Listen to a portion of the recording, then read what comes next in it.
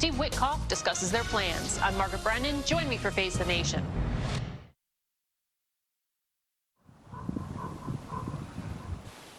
We leave you this Sunday morning taking in the sights at Arches National Park in Utah.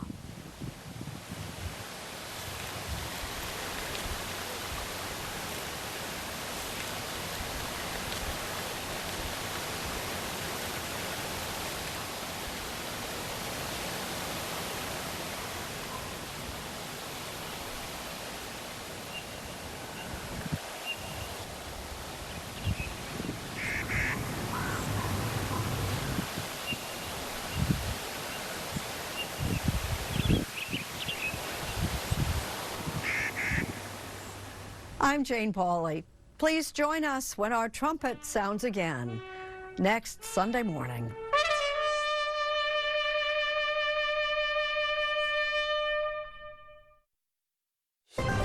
I'm Margaret Brennan in Washington, and this week on Face the Nation, the president's mission to shrink the federal workforce intensifies, and his foreign policy deal-making reaches a critical juncture. Speaking before a crowd of conservative supporters this weekend, President Trump touted his dramatic efforts to reshape the federal government. It's all about common sense.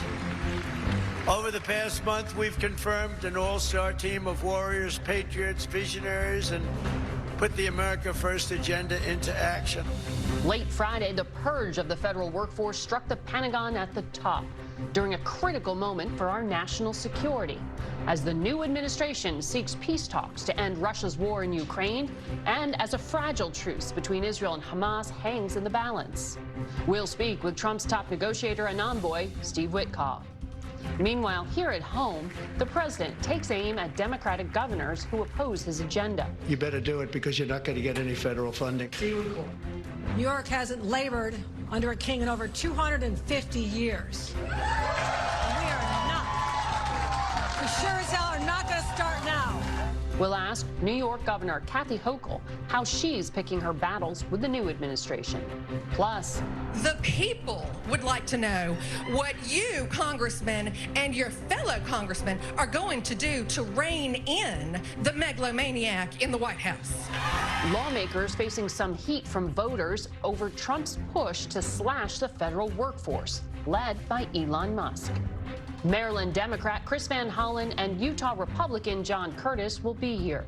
And finally, with bird flu, measles, and other illnesses on the rise, and big changes ahead for America's public health agencies, we'll get a reality check from former Trump FDA Commissioner Scott Gottlieb.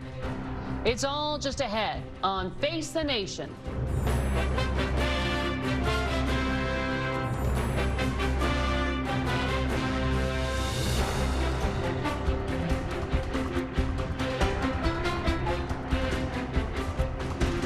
Good morning and welcome to Face the Nation. Millions of federal workers are waking up to renewed pressure this morning. Elon Musk ordered them late Saturday to describe the top 5 things they accomplished last week or risk losing their jobs. That demand was issued formally in an email yesterday from the Office of Personnel Management. But top leaders in agencies such as the FBI and the State Department have instructed their staff to avoid responding for now. Just a day earlier, the Trump staff shakeup hit the Pentagon with the ouster of the nation's highest-ranking military officer, General C.Q. Brown, and other senior leaders at the Navy, Army, and Air Force.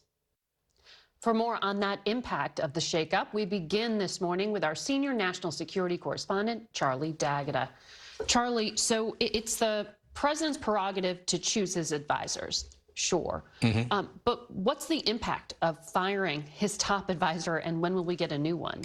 Well, Margaret, you first of all have to look at what's going on at the moment, right? What's the immediate impact? This position as the chairman of the Joint Chiefs of Staff is in charge, as it sounds, of everybody and planning forward. We have the crisis in the Middle East that's still unfolding. We've got the crisis at the border where more and more active duty troops are being sent to.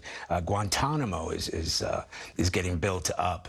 And then you've got Ukraine and the future of NATO. So this comes at a critical time, and the dismissal of C.Q. Brown will have immediate ramifications. In terms of how long it's going to take to replace that, well, there will be a sort of Senate hearing. A person has already been